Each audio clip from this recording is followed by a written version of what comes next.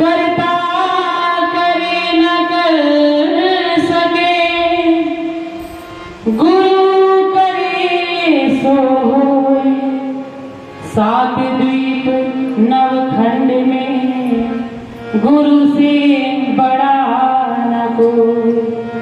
सात द्वीप नवखंड में गुरु से बड़ा न कोई।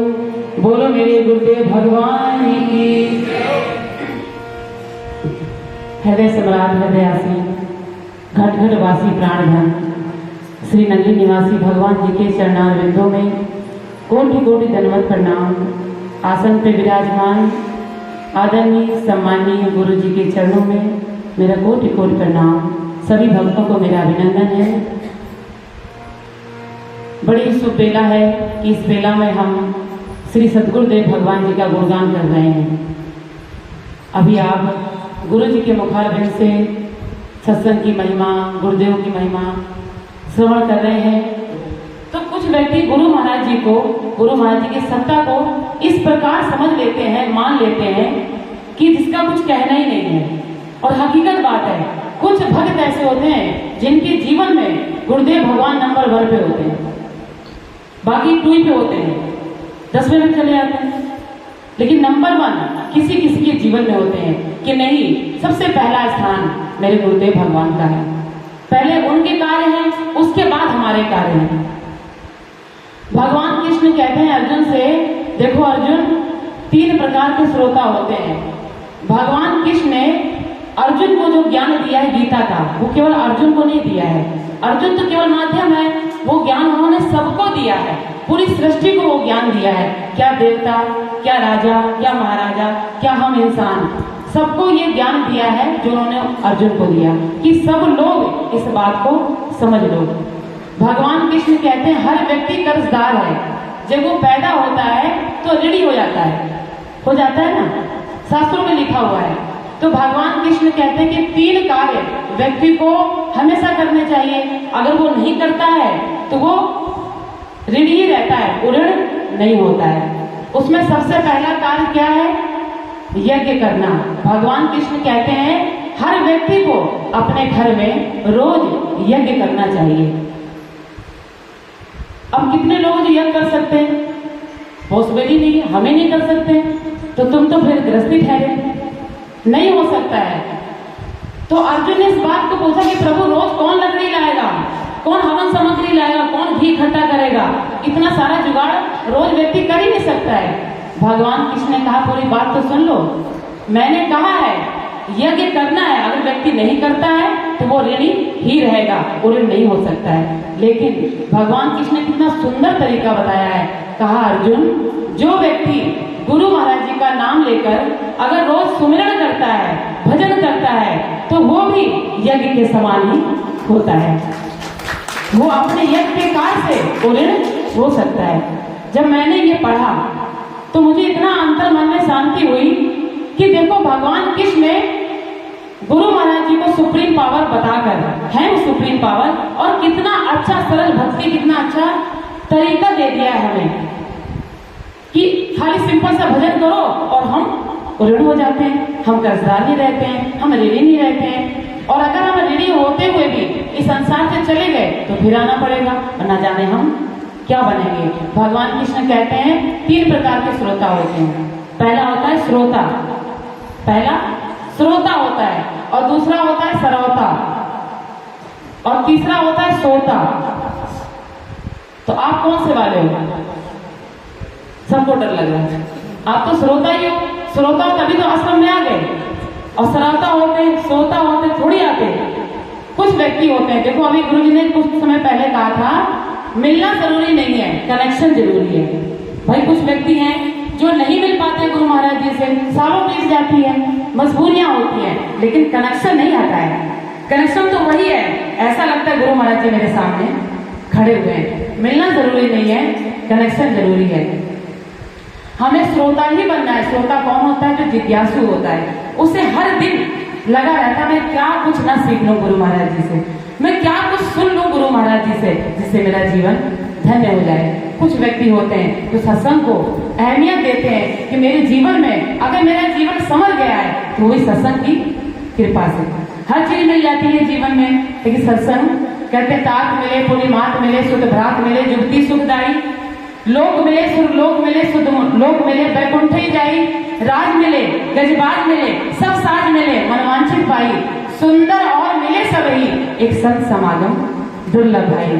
संत समागम दुर्लभ भाई, दुर्लभ इसलिए नहीं सत्संग होते नहीं है, दुर्लभ इसलिए सत्संग तो होते हैं, हम पहुंच नहीं पाते हैं, हमें समझ नहीं आता, हम स्वीकार नहीं कर पाते हैं गुरु महाराज जी की सत्ता को, दुर्लभ इसलिए है।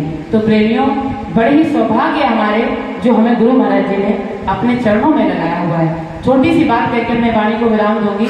श्री गुरु महाराज जी के चरणों में एक भक्त नित्य प्रति सेवा करता था, और एक व्यक्ति ऐसा था जो अपना बस व्यवहार पूरा करना है, होली दिवाली आना है, व्यवहार पूरा करना है, या वो डर की वजह से हो या कुछ किसी वजह से भी हो, तो वो भी उस दिन आया। दोनों भक्त सेवा में लगे हुए गुरु महाराज जी के। गुरु महाराज जी ने सोचा बच्चे सेवा कर रहे हैं तो प्रसाद देना चाहिए, भाई सत्संग का निचोड़ तो प्रसाद ही है, और तुम्हें सत्संग सुन लो प्रसाद ना मिले तो देखो तुम्हारी बाहर जाने भावना क्या बनती है। हाँ बिल्कुल, सत्संग के बाद निचोड़ हमारा प्रसाद होता है, गुरु प्रसाद कल्याण का मूल, तो सच बात है।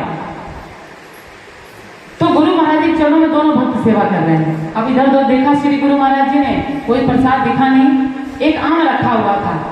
गुरु महाराज जी ने वो आम उठाया, तो भक्त दोनों थे भाई, अब दोनों को ही देना है।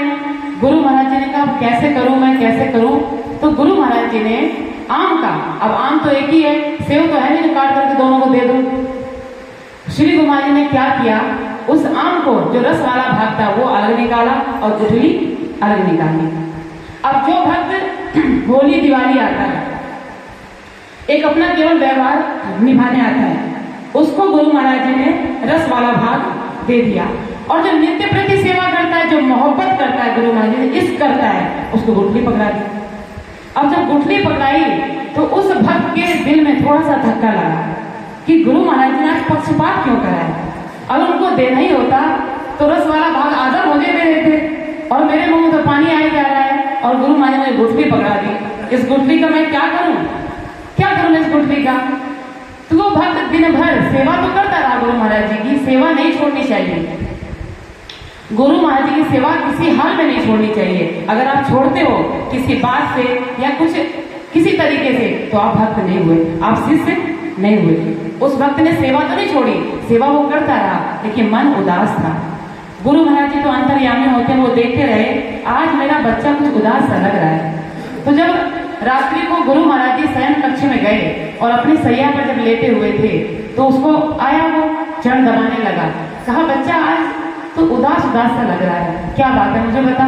नहीं प्रभु ऐसी कोई बात नहीं है। गुरु महाराज जी ने बहुत पूछा, बताता कि नहीं बताता, कुछ तो गड़बड़ है, अपने मुखमंडल पर देख, तेरा मुखमंडल कैसा हो रहा है।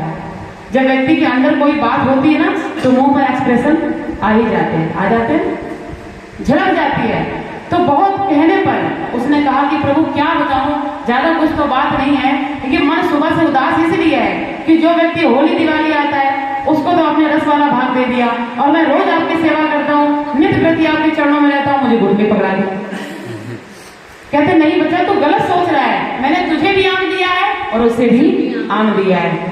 तो कहता नहीं प्रभु, उसने गुठली लाके दिखा दी, कहता मैंने रखी है अभी तक, कुछ करा नहीं है, देखो गुठली दी आपने। गुरु महाराज जी कहते हैं बेटा मैंने तुझे भी आम दिया है और उसे भी आम दिया है। वो व्यक्ति केवल व्यवहार की पूर्ति करने के लिए आता है, उसे मोहब्बत नहीं है भगवान से। वो तो बस ठीक है भगवान, व्यवहार पूरा कर लेंगे, इसलिए मैंने उसे रस वाला भाग दे दिया।